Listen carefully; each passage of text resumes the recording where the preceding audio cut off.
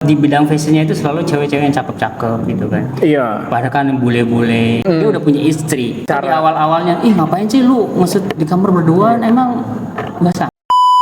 Gimana kamu memberikan pengertian kepada istri tentang kerjaan-kerjaan kamu seperti itu? Karena kemarin itu kan gue lihat dia story tentang ada fotografi seksi di pasar swalayan. Gue sekarang lagi bersama dua anak muda yang satu orang sukses di dunia konten kreator dan satu orang sukses di dunia fotografi, Faim dan Erwin Choi. Salah lagi fotografi. Videografi. Enggak apa-apa. Faim itu ya, saya lihat mungkin dari Erwin Choi dulu tentang Ada perseteruan internal gitu ya. Selain itu ya, saya lihat mungkin saya kenal sosok Faim itu kan dari seorang anak kabupaten ya, kalau dibilang seorang anak daerah yang sudah merambah ke go internasional gitu kan. Tapi saya lihat dari versi POV saya, karena saya tahu perjalanan dia dari mulai jadi asisten fotografer, jadi fotografer, jadi model jadi model, bawa model, megangin model, semuanya dia sudah lakukan gitu kan. Nah, menurut kamu nih Erwin Choi, Oke. sosok Faim tuh di industri videografi itu seperti apa? Jadi kita di sini ngomongin vibe ya. Bagus. Iya. Oke, bagus nih, saya suka. Oke, jadi kalau gua itu kan belum kenal terlalu lama ya. Ya karena kan saya kenal dari dulu nih, dari 2013. Nah kamu kan baru tahun ini kali ya. Jadi ada perspektif yang mungkin berbeda gitu kan. Kalau dari saya, Pak Im ini orangnya nggak jaim sih. Enggak jadi, karena Faim. Jaim. Jaga Karena Pak Faim. Im. Menurut saya, Pak Im ini orangnya sangat action bias. Action bias, gimana tuh? Nggak tahu sih, bahasa sendiri aja. Intinya dia orangnya gaskun gitu, orangnya Jadi segala gaskun. satunya langsung gas Gitu kan. Dan ya mungkin ada hal positif yang bisa kita lihat di situ, cuma memang ada negatifnya juga yang harus saya tekankan di sini. yang Karena- positifnya aja yang positifnya. karena kadang saya jadi harus ngerem gitu. Nggak apa-apa, di sini Iya. terbuka semua, apapun no sensor di sini. Pak Im berhenti gitu. Berhenti. Kalau nggak nih kebablasan gitu. Jadi ya walaupun tetap positif lah gitu. So far karena aimingnya itu kan kita untuk berkarya, balik lagi. Cuma mungkin ya terbawa suasana Pak Im ini suka karyanya, ya suka ngeliat sekitar lah gitu. Artiin sendiri aja lah. Tapi ya saya lihat sosok Faim Ahmad ini kan, kalau mungkin dari beberapa orang yang belum kenali, wah Faim ini sukses gitu kan, sampai dengan go internasional, pasti banyak yang nanya gimana caranya segala macam. Justru saya akan bertanya di sisi atau POV yang berbeda gitu kan tentang sosok Faim sekarang. Contoh nih, dia kan ngesut itu selalu di bidang fashionnya itu selalu cewek-cewek yang cakep-cakep gitu kan. Iya. Padahal kan yang bule-bule, kadang setengah telanjang gitu kan. Ya kita nggak tahu ya kalau misalkan ada yang benar-benar telanjang atau gimana gitu. Nggak tahu. Saya sih nggak tahu. Gimana kamu memberikan pengertian kepada istri tentang kerjaan-kerjaan kamu seperti itu? Mungkin nanti dia juga mau belajar, kan dia lagi masa di mana dia akan. Masa gitu? Iya, ya nggak apa-apa. Ya, nggak apa-apa sih. Gimana caranya? Iya, iya. Banyak yang ngiri sama dia loh, karena Bang, gimana sih istrinya kok nggak marah bang ngesut bule berdua gitu kan, apalagi seksi. Iya. Jadi Itu POV-nya kan harus di-share ke teman-teman lain cowok-cowok biar tidak cemburuan atau apa. Jadi lu di kampung halaman pun yang terkenal tuh yang begitu ya. Iya. Tapi kan di sosial medianya kan memang begitu. Iya sih. Dia iya, ngesut cewek, dia udah punya istri. Nah gimana?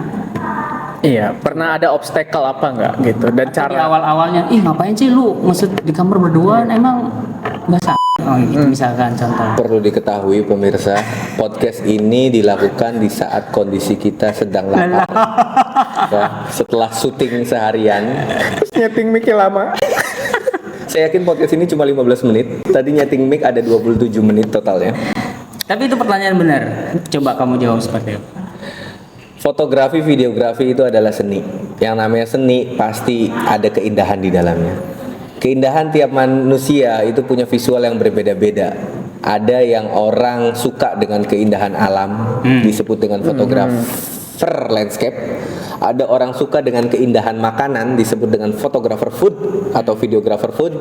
Ada orang yang suka dengan hiruk pikuk kegiatan, disebut dengan jurnalis dan mungkin fotografer dan videografer event.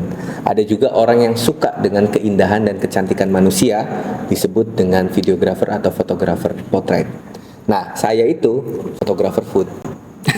Enggak dong, itu bukan itu. Nah, saya itu salah satu yang menikmati keindahan manusia. Jadi bahkan sering juga saya nanya ke beberapa teman, kalau kamu datang ke satu acara, mau ke tempat yang mana? Ke tempat yang pemandangannya bagus, atau makanannya enak, atau yang orangnya cantik-cantik? Kalau cowok, kalau nanya ke cewek, atau yang orangnya ganteng-ganteng gitu loh. Jadi tiap orang punya perbedaan jawaban. Dan kebetulan jawaban saya sangat menikmati ciptaan Tuhan yang disebut dengan manusia. Jadi ketika ada cantiknya, terus tidak semua orang cantik itu secara objektif, secara subjektif itu yang harus cantik, enggak gitu loh. Karena ada wanita-wanita atau pria-pria yang dianggap tidak cantik, tidak ganteng, tapi ada sisi di mana dia bagus dalam memiliki karakter visualnya, gitu. Dan saya salah satu orang yang menikmati keindahan dari ciptaan Tuhan tentang manusia. Tapi itu nggak mewakili. Pertanyaannya bukan saya. itu ya. Iya, pertanyaannya benar bukan nggak? itu. Benar. Coba kamu bisa mendeskripsikan pertanyaan saya nggak? Oke, dan pertanyaannya masuk ke gampang. ranah istri ya. Jadi pura-puranya kita punya istri semua nih bertiga ya. Iya. Ya.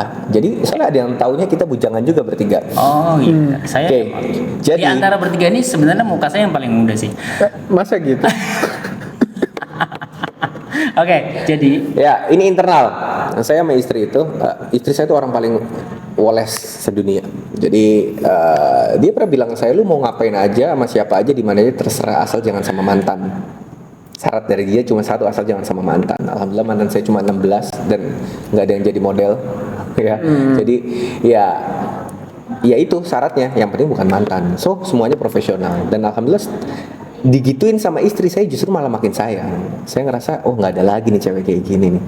Jadi makanya tidak ada batasan ataupun gate untuk saya melakukan ranah profesional di industri fashion atau di industri videografi ini.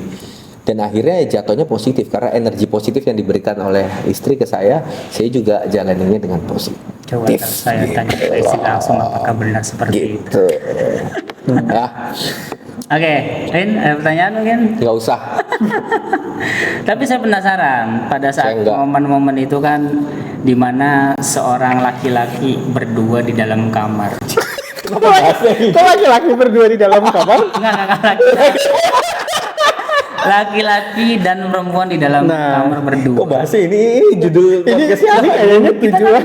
Ini kayaknya setupnya dia untuk mengorek. Loh, kalau saya nanya kamu tentang Teori. kesuksesan kamu, saya tahu perjalanan kamu dan Ada lagi itu nggak? sesuatu yang biasa gitu. Dan itu mungkin orang bakal banyak nanya perjalanan kamu gimana dari nol sampai dengan sekarang go internasional gitu kan. Atau Ya. suksesnya kamu seperti apa? Saya penasaran aja. Tapi abis ini kita bahas Erwin juga kan? Oh iya pasti. Waktunya cuma 5 menit saya, 5 menit Erwin. Oke. Oke. Jadi jujur saya alumni S1 saya dakwah jurusannya.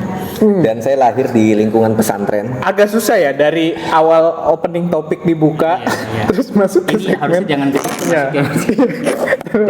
Oke. terlalu berat sih. Tapi emang iya. Jadi basic keluarga juga pesantren. Dan saya mencintai Al Habib.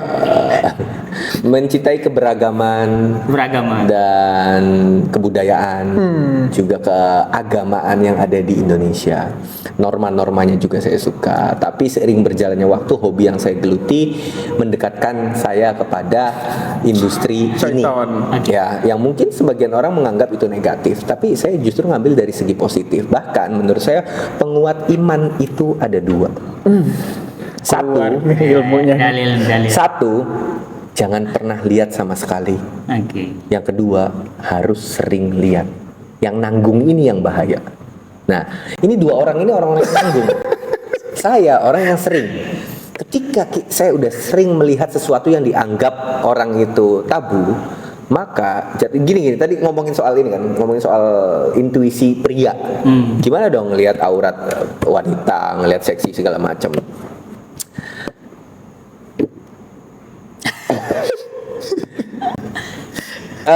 Apa tadi bilang? Apa? Saya belum nanya pada tadi. Bahasanya gimana ya? Ini enggak. Jadi ada orang yang terangsang dia tuh dari mata. Oke. Dia dari mata. Kalau saya udah bukan dari mata tapi dari pikiran.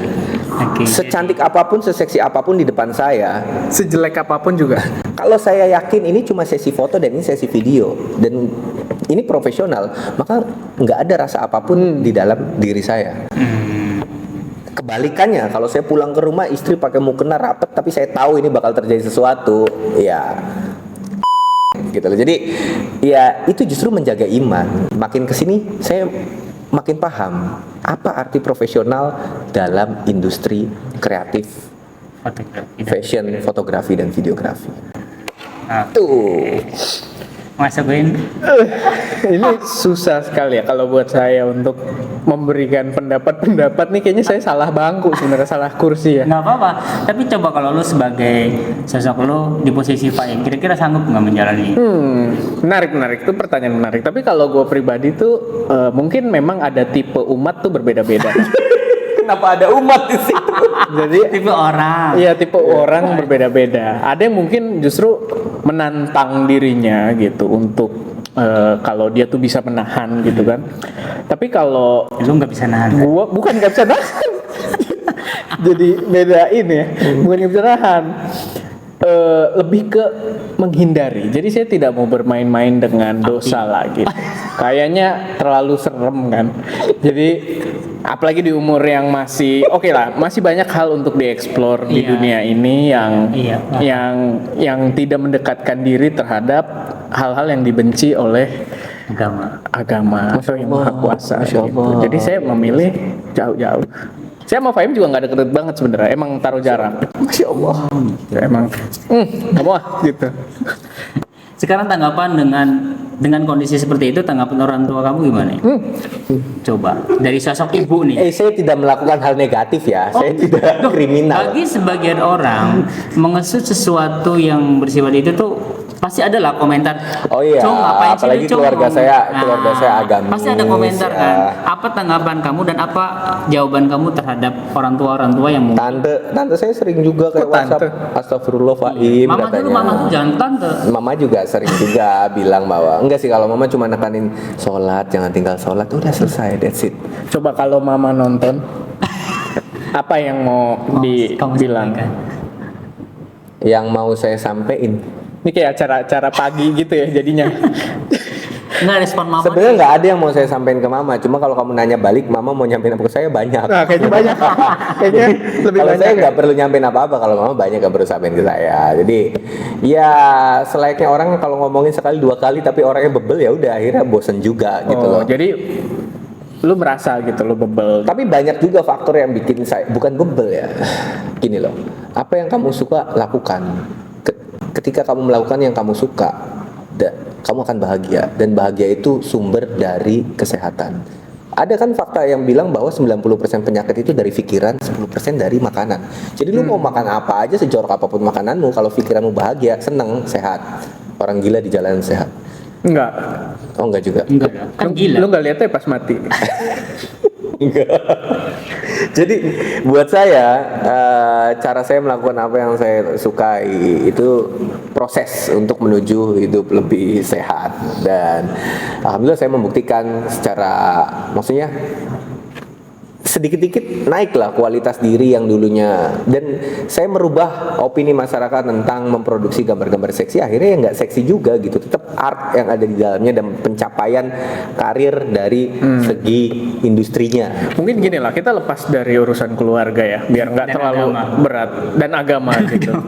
Cuman ini justru jadi topik yang cukup menarik kan, karena kemarin itu kan gue lihat dia story tentang ada fotografi seksi di pasar Fotografer. Swalayan, fotografi Bali, di seksi Bali. di Bali, di Oh, pasar iya, iya, Swalayan gitu kan. Nah, itu kayaknya menarik tuh. Tapi postingannya dihapus. Dihapus ya? Nggak tahu kenapa. Jadi emang Siapa emang yang posting? saya cukup kenceng komentarin itu karena ada video viral. Jadi di pasar pakai bikini, modelnya seksi cantik, di pasar pakai bikini photoshoot di situ. Terus captionnya bilang bahwa itu media tapi yang uploadnya mereka nggak setuju. Bahkan komentar di bawahnya banyak warga Bali yang tidak setuju akan itu. Oke. Itu harusnya pecalang katanya, harusnya ngomongin dong atau ngelarang dong gitu. Saya pun tidak setuju akan hal seperti itu. Karena kalau lihat portofolio saya di Instagram saya, ada yang pakai gaun, ada yang pakai dress biasa, ada yang pakai casual, ada yang pakai bikini, ada yang pakai lingerie dan macam-macam jenis outfitnya itu menyesuaikan dengan lokasinya. Jadi kalau pakai gaun itu ya bisa di mana aja oke lah. Nah, kalau pakai bikini, kalau nggak pantai, kolam renang. Pakai lingerie ya di kamar. Tapi saya berusaha untuk pro ya. Pro tuh dalam arti Oke, gini. maksudnya mau kontradiksi. Betul. Ketika pakai itu di mana? Kalau kontradiksinya pakai jas, pakai gaun, terus shootnya di pasar, oke. Apalagi di Indonesia dengan adat ketimuran, hati-hati dengan kontradiksi yang itu menyalahi norma. Tapi di Bali itu kan ini buat saya pun mestinya boleh ke Bali ke pasar menggunakan lingerie dan pakaian renang pun ada gitu. Enggak. Kamu ingat keluargamu nonton juga ini. Hati ngomongnya. Enggak. Orang Bali bisa disekak loh. Di Bali enggak loh. Di Bali tetap nggak boleh lah ke pasar Ya. pakai bikini, pakai lingerie tetap nggak boleh. Ya, Tetap harus ada outernya. Tetap religius sebenarnya. Tetap nggak Kalau boleh. yang keramat-keramat sih dia sangat anti kalau Nggak misalkan boleh. muncul yang hal-hal kayak gitu. Tetap pakai outer, ada outernya. Kalaupun ke toko itu pasti tokonya pinggir pantai dan Itu di mana emang lokasinya? di Bali Iya masih di pinggir pantai atau memang di pasar yang kita nggak tahu tapi itu di toko. Terasa sangat tradisional gitu. Dengan kondisi Bali seperti itu kan harusnya momen yang biasa aja. Ini karena ada fotografer yang nge-shoot akhirnya jadi viral gitu maksud saya. Mungkin ada beberapa Ya, tapi bule konsep- juga yang belanja sehari-hari menggunakan pakaian renang begitu pun hal yang biasa. Cuma karena ini viral di shoot fotografer akhirnya jadi sesuatu yang seperti itu. Tapi ya nggak sih? konsepnya nggak masuk aja gitu. Maksudnya kayak Enggak, kayaknya enggak sih. Soalnya normnya pun ya gue tau memang beda lah sama di Jakarta, di Cirebon gitu kan. Enggak, kita kan di pasar Sualen nggak mungkin seksi gitu kan. Seksi pun ada level ya. Dan ini yang kemarin dijadiin konten itu di Bali, normnya tuh udah bukan yang kayak bule dengan baju seksi beli di pasar sih. Enggak, udah eksploitasi seksual kalau yang gue lihat. Karena kan pakai yang masuk Ya, ke dalam gitu, saya kayak, setuju. kebelah banget kelihatan. Kalau kelihatan transparan tapi dia tetap pakai outer masih kayak orang jalan-jalan gitu loh. Nah, ini beneran hampir nudis gitu loh dan itu dilakukan di toko buah. Kalau itu di kamar di atas kasur kayak konsep bangun tidur oke lah. Tapi itu dilakukan di toko buah di mana publish umum. Saya aja kalau ngesut dengan konsep kayak gitu malu dilihatin sama orang. Nggak nyaman gitu. Kalau lu nudis gitu. Kalau saya yang jadi videografer ya. Gitu. Jadi pesan saya buat teman-teman videografer atau fotografer yang menjalankan konsep-konsep ekstrim tetap mengutamakan keselamatan dan juga kenyamanan orang-orang sekitar. Oh iya betul. Betul. Gitu. Itu enak tuh ngebahas ini tuh diangkat sekarang mumpung lagi hits lagi in ya. Daripada ngebahas Fahim Ahmad. Nah, Erwin Cuy ini juga sosok yang cukup unik. Karena apa? Saya kenal Erwin Cuy itu nggak mungkin dari offline dulu. Semua orang yang kenal Erwin Cuy itu pasti dari online dulu. Saya juga nggak tahu kenapa ada Cuy di belakangnya. Saya yakin Erwin itu belakangnya namanya pasti agamis ya.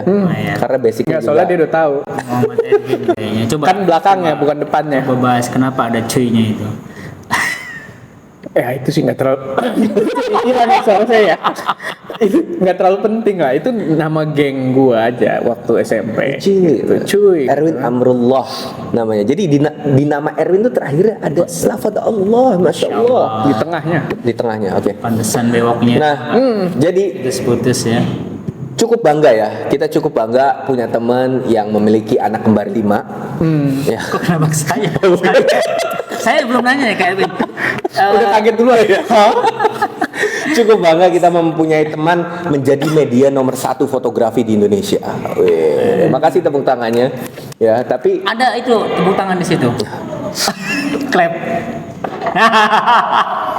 Nah, Operator gimana operator? tapi media utama fotografi di Indonesia. Jadi kalau ada launching produk yang baru itu pasti Erwin. Kamu ketik apapun di YouTube tentang fotografi yang keluar pertama itu pasti Nah, Erwin. saya penasaran di momen kapan kamu mendapatkan produk-produk sehingga kamu bisa banyak di-hire sama brand-brand? Awalnya gimana? Awal ngonten terus iseng kah? Cuma nge-review punya sendiri terus ujuk-ujuk ada brand masuk atau kayak gimana tuh?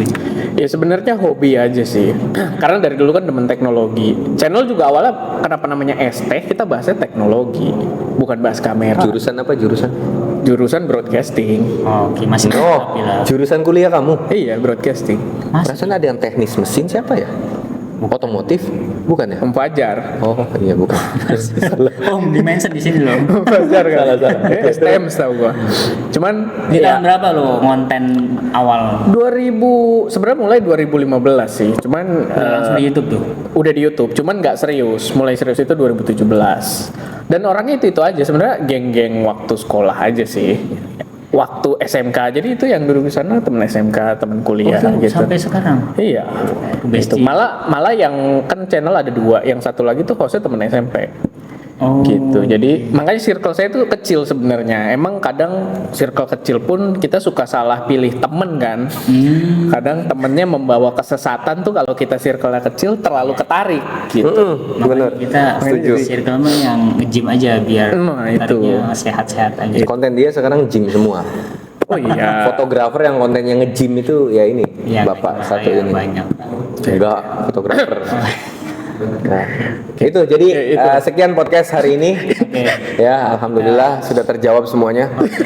Lapar nih serius. Sate Oke, kambing tidak apa ada- ampal gentong kita? Tidak ada opening, tidak ada closing.